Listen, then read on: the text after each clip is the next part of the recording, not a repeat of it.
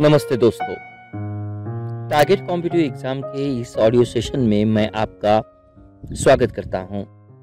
आज हम banking awareness इसके तहत दो we are going to list out all the RBI governor, लेकिन आज हमारे इस ऑडियो सेक्शन में उतना ही इम्पोर्टेंस होता है आरबीआई गवर्नर का जॉब क्या होता है, उनकी एलिजिबिलिटी क्या होती है। तो हम लिस्ट देखेंगे आरबीआई गवर्नर की। अब तक आरबीआई गवर्नर की अगर बात आती है, it is very essential to understand the CBD. CBD का मतलब होता है central board of director. Reserve Bank के जो डे टू डे अफेयर्स होते हैं, जो डे टू डे फंक्शंस होते हैं, उसे गवर्न करने के लिए जो बॉडी होती है उसे हम सेंट्रल बोर्ड ऑफ डायरेक्टर कहते हैं। और सेंट्रल बोर्ड ऑफ डायरेक्टर के जो चीफ एग्जीक्यूटिव ऑफिसर होते हैं वो आरबीआई गवर्नर होते हैं। ये फर्स्ट पॉइंट। नेक्स्ट पॉइंट ये आता है कि सेंट्रल बोर्ड ऑफ डायरेक्टर के जो मेंबर्स होते हैं, this member appointed by the government of India according to the section 8 of Reserve Bank of India Act 1934। तो हमने ये सेकंड पॉइंट भी देखा, रिजर्व बैंक ऑफ इंडिया का एक्ट 8 है। इस तरह कि जो सेंट्रल बोर्ड ऑफ डायरेक्टर होते हैं उनके मेंबर को अपॉइंटमेंट किया जाता है। और central board of director is working as the administrative apex body for the RBI. तो इस सेंट्रल बोर्ड ऑफ डायरेक्टर में जो टू डायरेक्टर्स होते हैं, this is known as official director and the non official director. As name itself mention कि official director जो होते हैं वो आरबीआई के गवर्नर होते हैं, at the same times RBI के डेप्यूटी गवर्नर होते हैं, which are appointed by the RBI act RBI under the central government of India. तो ऑफिशियल डायरेक्टर, उसमें गवर्नर आते हैं, डेप्यूटी गवर्नर आते हैं। और नेक्स्ट जो नॉन ऑफिशियल डायरेक्टर्स होते हैं, this director also be the part of the central board of director। और उन्हीं के साथ ऑलमोस्ट अगर हम देखेंगे तो नॉन ऑफिशियल डायरेक्टर उनकी जो नंबर्स होते हैं और 14 होते हैं। और रिमेनिंग टू मेंबर जो होते हैं, this two members appointed by the central government of India, this are the nominated. जो टू गवर्नमेंट ऑफिसर्स होते हैं वो सीबीडी के लिए अपॉइंटमेंट किए जाते हैं। ये कोई पॉइंट हमने देखा।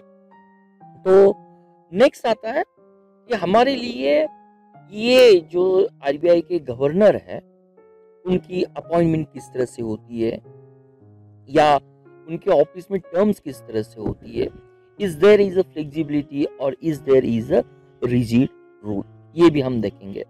हमने अब तक क्या कवर किया?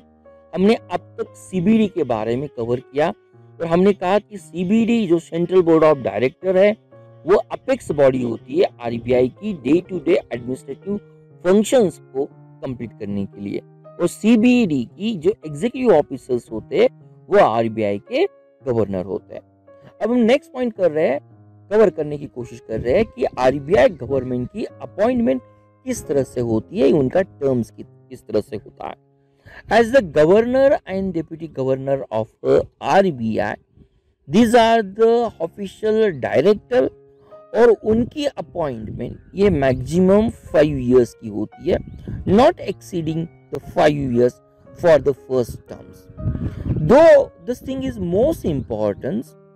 जो उर्जित पटेल और अगर हम रघुराम राजन, इन दो गवर्नर की बात कर लेते हैं, तो गवर्नर उनकी जो टेन्योर पीरियड हमारे गवर्नमेंट ने फिक्स कर दिया था, तो ये ऑलमोस्ट फर्स्ट टाइम उनके लिए 3 ईयर का कवर कर लिया था। दो it is not exceeding for the 5 years, totally government के ऊपर होता है कि उनका पीरियड कितना हो सकता है। ये पॉइंट हमने देखा। उर्जित पटेल और रघुराम राजन, उनकी अपॉइंटमेंट की फर्स्ट टाइम फॉर 3 इयर्स के लिए की गई थी। Two governor get 5 year term for the first time. ये भी पॉइंट इतना ही इंपॉर्टेंस हो सकता है। नेक्स्ट आता है कि हमारे लिए गवर्नर या अल्सो डेप्यूटी गवर्नर के लिए एलिजिबिलिटी होती है क्या रीअपॉइंटमेंट के लिए? यस, अंडर सेक्शन 8 ये क्लियर कहता है कि गवर्नर और डेप्यूटी गवर्नर उनकी पोजीशन पे ये रीअपॉइंटमेंट जरूर हो सकता है।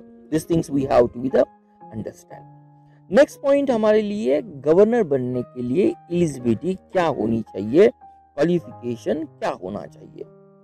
One thing is very clear कि आरबीआई एक्ट में कहीं भी कोई स्पेशल क्वालिफिकेशन मेंशन नहीं किया। Person with different educational background he or she will get appointed and selected as a governor. One thing is most important, लेकिन जो person economic financial management का और सिविल सर्वेंट है, who has a great experience in economy, he or she will going to appoint as the RBI governor, चाहे वो economist भी हो सकता है।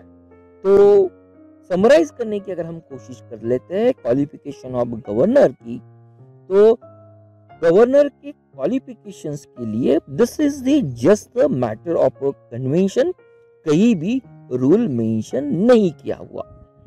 ट्रेडिशनली अगर हम आज तक गवर्नर की लिस्ट देखते हैं, तो most of the governor is appointed either from the civil service personal और द इकोनॉमिक्स बैकग्राउंड। तो this is the one thing is very clear, जो civil servant mostly IAS officer या आईसीएस ऑफिसर होता है, जिन्हें इकोनॉमिक मैनेजमेंट में उनका खुद का एक्सपीरियंस हो सकता है, definitely he will going to appointed as the governor also. तो कुछ हम एक्सेप्शनल केसेस देखते हैं कि अगर उनका पोस्ट ग्रेजुएशन या उनका स्पेशलाइजेशन अगर देखते हैं, तो भी this person became the RBI governor. हम आरबीआई गवर्नर के जो फर्स्ट इंडियन ओरिजिन गवर्नर थे, उनका नाम था सीडी देशमुख। सीडी देशमुख ने ग्रेजुएशन बॉटनी में किया था। ये भी थोड़ा सा एक अलग सा पहलू हम जरूर देखेंगे। जो दूसरे गवर्नर थे वेंकट रमनन, उनका जो ग्रेजुएशन था वो फिजिक्स इस सब्जेक्ट में था। और आज जो हमारे प्रेजेंट गवर्नर आरबीआई के हैं शक्तिकांत दास, उनका पोस्ट ग्रेजुएशन भी हिस्ट्री में है। दो या बॉटनी की बात कर लेते हैं तो सीडी देशमुख साहब आते हैं, वेंकट रमन का ग्रेजुएशन देखते हैं तो फिजिक्स में आता है, शक्तिकांत दास का पोस्ट ग्रेजुएशन देखते हैं तो हिस्ट्री में आता है। Though this personality is from non economic background when we consider their formal education, but directly and indirectly they are associated with the economic and the financial management when they work as a civil servant. This is one thing we have to be the understand. तो आज के इस audio का जो main part है, अब तक जो लेटेस्ट शक्तिकांत दास है, ये कुल मिला के हमारे पास 25 गवर्नर आरबीआई के हैं। आउट ऑफ 25 गवर्नर में से only 7 are were from the purely economics background. Almost remaining 99% they work as a civil servant. वो आईएएस ऑफिसर थे, आईसीएस ऑफिसर थे, ओनली 7 वेयर द इकोनॉमिक्स। थोड़ा सा अगर हम लिस्ट देखते हैं, उसके साथ उनकी कुछ खासियत अगर देखते हैं ना, तो हमें ये easily exam point of view we have to understand. अगर आपके लिए क्वेश्चन आता है कि आरबीआई के फर्स्ट गवर्नर, आरबीआई की स्थापना हुई थी 1 अप्रैल 1935 को। जो फर्स्ट गवर्नर थे ऑसबॉर्न स्मिथ, या ऑसबॉर्न स्मिथ की अगर बात आती है तो ये इंग्लैंड के एक बैंकर थे, ना ही एक फॉर्मली इकोनॉमिस्ट थे, ना ही कोई सिविल सर्वेंट थे, but he was as a banker. तो फर्स्ट एमसीक्यू ये रहेगा, आरबीआई के फर्स्ट गवर्नर कौन थे? तो आरबीआई के फर्स्ट गवर्नर थे ऑसबॉर्न स्मिथ थे। हम एग्जाम के पॉइंट के लिए इंपॉर्टेंट देख रहे हैं। नेक्स्ट बात आती है कि इंडियन ओरिजिन फर्स्ट गवर्नर कौन थे? इंडियन ओरिजिन फर्स्ट गवर्नर जो आते हैं, उनका अगर हम नाम लेने की कोशिश कर लेते हैं तो ये आते हैं सीडी देशमुख, जो भी आईसीएस ऑफिसर ही थे। नेक्स्ट हमारे लिए इंपॉर्टेंट बात आती है जो एग्जाम के पॉइंट के हिसाब से रहेगी, यल के झा, ये भी एक आईसीएस ऑफिसर थे। और अगर हम ये देखने की कोशिश कर लेते हैं कि हु वेर द इकोनॉमिस्ट, तो 7 इकोनॉमिस्ट थे, उनमें से उर्जित पटेल एक इकोनॉमिस्ट थे। Raghuram Rajan, he is also the economist. Next आते हैं C Rangarajan, he was economist. Then Manmohan Singh, he was economist. I G. Patel, ये भी इकोनॉमिस्ट थे। Then BN. आडकर, ये भी इकोनॉमिक्स थे। तो हम आरबीआई गवर्नर की प्रोफाइल को इस तरह से सारांश करने की कोशिश कर लेते हैं। तो only one from the banker category, he was Osborne Smith. जो 7 इकोनॉमिक्स कैटेगरी के थे उनमें से थे B N. Adarkar economics, I G. Patel, Manmohan Singh, next आते हैं सी रंगराजन, बिमल जालान, रघुराम राजन और उर्जित पटेल। ये 7 ये इकोनॉमिक्स बैकग्राउंड के थे। Remaining all were from the highest category के बाकी थे। और कुछ अगर हम बात कर लेते हैं, अगर खासियत जो 1944 में ब्रिटेन वुड कॉन्फ्रेंस हुआ था, इस ब्रिटेन वुड कॉन्फ्रेंस में हमारे आरबीआई गवर्नर जो थे CD. Deshmukh, he become the later on the finance minister, और ये मेंबर भी थे इंडियन डेलीगेट के जो 1944 में ब्रिटेन वुड कॉन्फ्रेंस में चले गए थे। This is one thing we have to be the understand. जो एल.के. झा थे, एल.के. झा अगर उनकी भी अगर हम खासियत देखने की कोशिश कर लेते हैं, he was also the another civil servant who studied in Cambridge University. So these things we have to be the understand also. तो आरबीआई गवर्नर की रेजिग्नेशन की बात आती है तो he can submit the resignation to the government of India also. ये point भी हमारे लिए इतना ही इम्पोर्टेंस होगा कि आरबीआई अपनी गवर्नर की रेजिग्नेशन किसके पास सबमिट कर लेता है। तो आरबीआई गवर्नर की सैलरीज और अलाउंसेस जो डिप्टी गवर्नर भी इसमें इंक्लूड आते हैं, everything is determined by the central government, और गवर्नर भी उनको रिमूव करने की जो प्रोसीजर होती है वो रिमूव करने की प्रोसीजर भी हमारे यहाँ ओनली सेंट्रल गवर्नमेंट के पास होती है। ये भी पॉइंट यहाँ पे इम्पोर्टेंट होगा। तो आउट ऑफ 25 अगर लॉन्गेस्ट टेन्योर किस गवर्नर का आता है तो ये लॉन्गेस्ट टेन्योर था बेनिगल रामाराव का, ऑलमोस्ट 7 ईयर और 197 डेज का ये टेन्योर था। तो longest tenure of governor Benegal Rama Rau, और टेन्योर सबसे लंबा कितना था 7 ईयर का और 197 डेज का। कब से स्टार्ट था? जुलाई 1949 से लेके जनवरी 14 1957 को था। इसी तरह से ये भी एमसीक्यू हो सकता है, सबसे शॉर्टेस्ट पीरियड के गवर्नर कौन थे? तो सबसे शॉर्टेस्ट पीरियड के आरबीआई के गवर्नर थे, उनका नाम था Amitabh Ghosh. Amitabh Ghosh, he was the head of RBI only for 20 days from 15 January 1985 to 4 February 1985। तो शॉर्टेस्ट टेन्यूर अमिताभ घोष उनका था। और मनमोहन सिंह, इनकी जो बात आती है, he is the only the prime minister who was governor of RBI, और उनका जो पीरियड था ये 3 इयर्स का 1982 से लेके 1985 तक था। Next first women deputy governor आते हैं, तो फर्स्ट वुमेन डिप्टी गवर्नर का नाम आता है के.जी. उदेशी।